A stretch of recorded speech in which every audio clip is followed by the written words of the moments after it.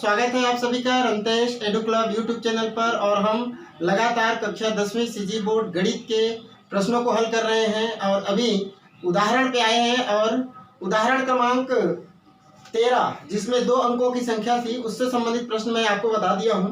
उसके बाद उदाहरण क्रमांक 14 और 15 14 और 15 दोनों सीधे सीधे 2 चरों के रैखिक समीकरण दिया हुआ है, उसको 3 विधियों में से किसी भी बीजगणित विधि से आप हल कर सकते हैं।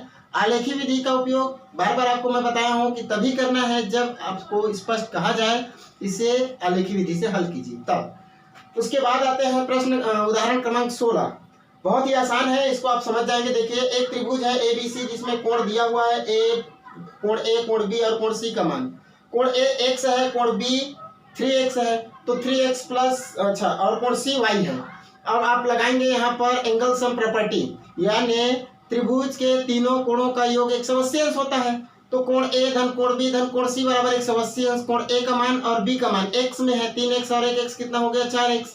कोण C y है तो 4x धन y बराबर 180 अंश। एक समीकरण बन गया। फिर आगे कहता है ऋण 3y ऋण 5x बराबर 30। ये दूसरा समीकरण है। इन दोनों समीकरण को पुनः हल कर लीजिए, बहुत आसान है। लेकिन इन सबको छोड़ दें तो आपका उदाहरण क्रमांक 17 नदी वाला प्रश्न है, नाव जलधारा से संबंधित प्रश्न है। जलधारा वाला प्रश्न ये देखिए बहुत ही महत्वपूर्ण होता है, कई बार परीक्षाओं में पूछा जाता है और बहुत सारे बच्चे इसको समझ नहीं पाते हैं। तो चलिए हम लोग इसको समझते हैं। सबसे पहले क्या है जलधारा, ठीक है, और उसमें धारा की दिशा और विपरीत दिशा क्या होती है इसकी समझ पहले बनाते हैं, फिर हम लोग आएंगे उदाहरण क्रमांक 17 पर। चलिए, मान लो मैं एक यहाँ पर आपको समझाने के लिए बता रहा हूँ। सपोज करिए ये हमारे पास ये जलधारा है, ठीक है। इस जलधारा की दिशा को आप देखिए, मान लीजिए ये पानी है, मान लेते हैं, है ना, गणित में। तो ये जलधारा की दिशा किधर चल रही है, इधर। ये क्या है, आपकी दिशा है। क्यों? आप सामान्य सी बात है, जब धारा किधर की ओर जाती है, ऊपर से नीचे, माने ढलान की ओर बहती है ना। अब यहाँ पर मान लीजिए हमारे पास एक नाव है, सपोज यहाँ पर, ठीक है, एक छोटा सा अपन नाव की कल्पना करते हैं, ठीक है। अब ये नाव इधर क्या होगी, चलेगी, ठीक, ले लीजिए। तो इसको जैसे जैसे हम चलाएंगे या बिना चलाए भी काफी दूर तक ये नीचे ढाल की ओर जाती जाएगी। तो इसको कहते हैं धारा की दिशा, ठीक है। लेकिन अब देखिए जलधारा की दिशा में चलेगी नाव तो उसको कम मेहनत करना पड़ेगा, क्योंकि ढाल है, माने जलधारा का ऑलरेडी बल लगा हुआ है उस पर, तो थोड़ा सा भी चलाएंगे तो काफी दूर तक चलेगा।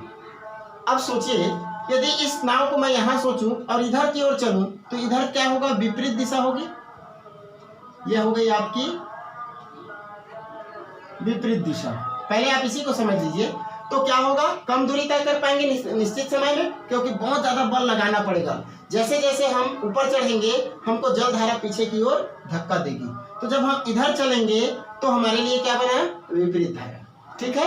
यही चीज नाव के लिए है प्रश्न आपका। देखिए, एक नाव नदी की धारा के बहाव की दिशा में 44 किलोमीटर तथा बहाव की विपरीत दिशा में 30 किलोमीटर की दूरी 10 घंटे में तय करती है। इससे आपको एक समीकरण बनेगा, ठीक है। आगे, यदि नाव धारा के बहाव की दिशा में 55 किलोमीटर तथा बहाव की विपरीत दिशा में सॉरी, ये बड़ी मात्रा हो जाएगी, विपरीत दिशा में 40 किलोमीटर की दूरी 13 घंटे में तय करती है, तो धारा के बहाव की दिशा एवं विपरीत दिशा में नाव की चाल ज्ञात कीजिए। तो देखिए, सबसे पहले हम क्या करते हैं, जो पूछा जाता है उसी को मान लेते हैं, ठीक है। तो यहाँ मानते हैं कि माना कि प्रश्न में दिया रहता है, देखिए, माना कि धारा के बहाव की दिशा में नाव की चाल, है ना। माना कि धारा के बहाव की दिशा में नाव की चाल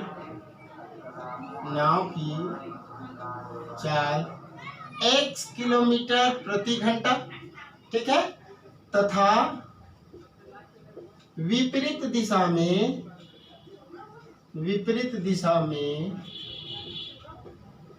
y किलोमीटर प्रति घंटा है, ये हमने मान लिया। ठीक है, तो अब देखिए प्रश्न शर्त पहला है, पहला कहता है कि जब वो नाव की दिशा में चलती है तो 44 किलोमीटर और विपरीत दिशा में 30 किलोमीटर तय करती है, तो कुल समय उसको लगता है 10 घंटा।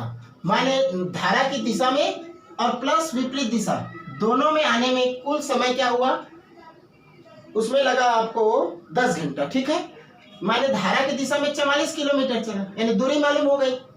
विपरीत दिशा में चले 30 किलोमीटर ही चल पाए, यहाँ कहीं आसपास आए, वो भी हमको दूरी मिल गई। तो हम जानते हैं चाल बराबर क्या होती है, दूरी बटा समय। यदि हम चाल बराबर यहाँ पर लिख देता हूँ, ये देखिए चाल बराबर क्या होता है, दूरी बटे समय। तो समय बराबर क्या हो जाएगा, यहाँ ले आएंगे तो चाल नीचे आ जाएगा। तो हम यहाँ पर निकालते हैं। ठीक है, धारा की दिशा में नाव को 44 किलोमीटर दूरी तय करने में लगा समय।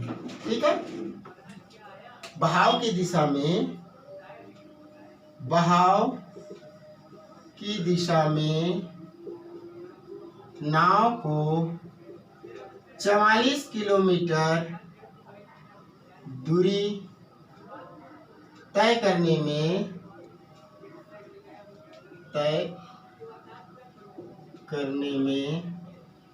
लगा समय। अब देखिए समय बराबर क्या हुआ, दूरी बटे चाल, दूरी बटे चाल, डिस्टेंस अपॉन स्पीड है ना, speed is equal to distance upon time होता है। तो टाइम निकाल रहे हैं अपन, तो दूरी बटे चाल, दूरी कितना 44 किलोमीटर, चाल क्या है एक, समय कितना है किलोमीटर प्रति घंटा है, तो समय कितना लगेगा यहाँ पर घंटा में आएगा, इसलिए घंटा हो गया। अब विपरीत दिशा में, ठीक है, बहाव की दिशा में नाव 44 किलोमीटर की दूरी तय करती है, विपरीत दिशा में क्या करती है, वह विपरीत दिशा में नाव को कितना 44 की जगह 30 किलोमीटर, 30 किलोमीटर दूरी तय करने में लगा समय। अब कितना होगा, इस बार दूरी कितना है हमारा 30, तो 30 बटे विपरीत दिशा में चाल क्या है, उस बार x की जगह y है, तो 30 बटे y घंटा। ठीक है, तो प्रथम शर्तानुसार, प्रथम शर्त से दोनों समय का योग कितना 10 घंटा लगता है ना, प्रथम शर्त से क्या हो जाएगा 44 बटे x धन 30 बटे y बराबर 10 घंटा। इसको आप समीकरण नंबर 1 दे दें। इसी प्रकार द्वितीय शर्त से, इसी प्रकार द्वितीय शर्त से, देखिए दूसरी शर्त में ये पूरा नहीं लिख रहा हूं मैं, सेम इसी तरह से देखिए अगली बार क्या है, द्वितीय शर्त में जो है 55 किलोमीटर और 40 किलोमीटर की दूरी तय करती है, तो दिशा में 55 है तो कितना बन जाएगा 55 बटे x, विपरीत दिशा में 40 तो 40 किलोमीटर ऊपर अपॉन y, और इस बार कुल समय कितना लगा 13 घंटा, तो बराबर 13। ये हो गया समीकरण नंबर 2। तो समीकरण 1 और 2 में अभी देखिए ये क्या है, x और y आपका अपान में है। अब आप एक चीज ध्यान रखिए कि होता क्या है, कई बार प्रश्न सीधे सीधे इस तरह से यहां से ऐसे दो समीकरण दे सकता है, यूवी वाली मेथड से हम इसको बनाते हैं। देखिए जब भी अपान में x है यहाँ पर देखिए और अपान में y है, तो सीधे सीधे आप यहाँ पर हल नहीं कर पाएंगे, आपको कठिनाई जाएगी। कोई भी नियम से आप हल करेंगे, चाहे 3 विधियों में से किसी से भी, तो वहां आपको दिक्कत हो सकती है। इसलिए इसे हल करने के लिए दूसरे तरीके से आपको हल करना पड़ेगा। तो मैं ये वाली बात चूंकि समझ में आ गई है, 2 समीकरण बन गया है, इसलिए इसको अब मैं रब कर दूं, रिमूव कर देते हैं, यहाँ से हटा देते हैं।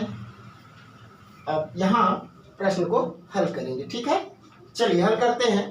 तो यहाँ एक बार हमको फिर मानना है, क्या मानना है, जब भी ऐसे प्रश्न आए तो उसके लिए कि माना कि 1/x is equal to you मान लो, ये देखो 1/x है ना, तथा 1/y इज इक्वल टू भी मान लो आप। तो ये बन जाएगा 1/x की जगह पर u, माना कि 1/x is equal to u और 1/y is equal to v। तो यही दोनों समीकरण क्या बनेंगे? तो क्या बनेंगे देखिए, यहाँ पर ये हो जाएगा हमारा 44 u हो जाएगा भाई, 44 और गुणा 1/x हुआ ना, 44 इंटू 1/x। तो 1/x की जगह पर क्या माने हैं u, आपको क्लियर दिखना चाहिए ना, ये 4 दोनों है, 44 है ना, 44 u plus 30 v is equal to 10। ठीक है, अब ये चूंकि छोटा किया जा सकता है 2 से, है ना, तो 2 से भाग दे देते हैं, 2 से भाग, तो क्या बनेगा 2 दूना 4, 2 दूना 4 u, 22 u, 2 15, 2 से भाग देंगे, 2 15 30, तो 15 भी बराबर 5। इसको नाम दे दो समीकरण नंबर 3।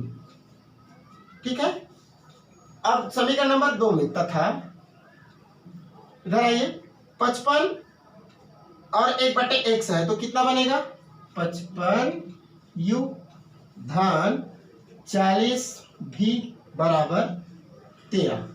अब इसको भाग नहीं दिया जा सकता है ना, क्योंकि ये 55 और ये 40 और ये 13 भाग नहीं जाएगा कोई, तो इसको आप समीकरण नंबर दे दीजिए चौथा नंबर। तो ये तीसरा और चौथा हो गया।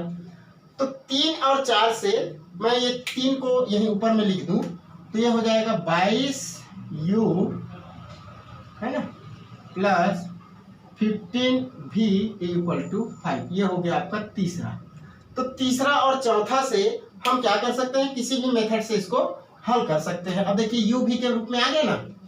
चलिए, सबसे आसान वाला कौन सा होता है? ऐसे तो सभी आसान है, लेकिन बहुत जल्दी हल करने वाला है वो हमारा वज्र गुणन विधि है। तो यहाँ पर हम u ले लेंगे ना, u अपान, ठीक है, क्यों? क्योंकि एक्स वाई रहता था तो एक्स वाई लेते थे, इसमें u भी है तो u ले लिए, बराबर v अपान और बराबर -1 अपान। तो u वाले के लिए बंद कर दो इसको आप, तो इधर से आ जाएगा, गुणा हो जाएगा, तो 15 गुणा 13, ठीक है, माइनस 40 गुणा 5, ये मिल गया आपको 40 गुणा 5। v के लिए इसको बंद करना है, रिमूव माने हाइड कर दीजिए और नीचे से ऊपर जाइए, तो कितना हो जाएगा 55 गुणा 5 माइनस 22 गुणा 13, 22 गुणा 13। फिर इसके लिए है तो यहाँ से होगा 22 गुणा 40 माइनस 55 गुणा 15 इंटू हो गया इधर इन दोनों का। इतनी बात समझ में आ गई होगी। चलिए, तो u अपान, अब इनको गुणा करते हैं। चलिए आगे करते हैं, u अपान, अब इसको गुणा कर दे, है ना, 13 पंचे 65 की 5 हासिल है 6, 13 एकम 13, 13 और 6 19, ऋण 5 चौको 20 और 0 का 0 बराबर v बटे, अब इसको करेंगे तो 5 पंचे 25 हासिल है 2, 5 पंचे 25 और 2 27 माइनस 13 दूना 26, 2 13 दूना 26 और 2 28 बराबर ऋण 1 के नीचे 22 चौक 88 माने 804 80 हो गया, और ये माइनस 15 पंचे 75 की 5 हासिल आई 7, 15 पंचे 75, 75 5 80 2 82, ठीक है। आगे u अपान 200 में से 195 गया तो कितना बचा, ऋण 5 बराबर v अपान, अब इसको करें 286 में से घटाएंगे तो 6 में से 5 गया तो 1 और 8 में से 7 गया तो 1, बड़ी संख्या ऋण है तो ऋणात्मक, फिर ऋण 1 बटे, अब यहां से घटाएंगे, देखिए 10 में से 5 गया तो 5, 1 ले लिए 7, 7 में से 2, 7 में से 2 गया तो 5, और छोटी बड़ी संख्या प्लस है इसलिए इस बार प्लस। अब हम इन दोनों को और इन दोनों को अलग अलग ले लेंगे, तो ये आ जाएगा आपका u बटे -5 इज इक्वल टू v -1/55 तथा v upon -1 is equal to -11 is equal to -1/55। ये हो गया। u का मान कितना हो जाएगा, देखिए -1/55 है और इधर से -5 ऊपर चला जाएगा, ठीक है, तो यहाँ से कैंसिल हो जाएगा, ये 5 एकम 5, 5 11 55 तथा इन दोनों को करेंगे तो v इज इक्वल टू क्या निकलेगा, -1/55 पहले से है और ये इंटू हो जाएगा -11 ऊपर, तो ये यहाँ से हो गया 11 एकम 11 पंचे 55 तो कितना आया, u is equal to minus minus plus 1/11। देखो नीचे में है ना 11, तथा v बराबर क्या हो जाएगा, ये देखिए ये माइनस है तो माइनस माइनस प्लस 1/5, ये आ गया आपका। तो यहां से हम फिर से बताएं कि चूंकि x बराबर 1/x is equal to u है, चूंकि 1/x is equal to u, 1/x is equal to u, यानी u का मान आया 1/11, इसलिए x बराबर क्या बना 11, तथा 1/y इज इक्वल टू क्या है v, और v का मान कितना है 1/5, तो देखिए y का मान कितना हो गया, इसलिए y बराबर 5। ठीक है, तो x और y का मान जो निकालना था वो हमारा 4 है, तो अंत में उत्तर पूरा लिखेंगे तो क्या लिखेंगे, अतः नाव की धारा की दिशा में चाल है ना, नाव की चाल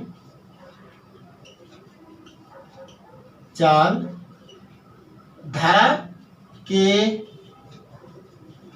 बहाव की दिशा में 11 किलोमीटर प्रति घंटा तथा विपरीत दिशा में 5 किलोमीटर प्रति घंटा होगी, ये प्रति घंटा होगी। ये हो गया आपका पूरा। ठीक है, समझ में आया होगा, आप वीडियो को पॉज करके नोट कर लें। Thank you very much.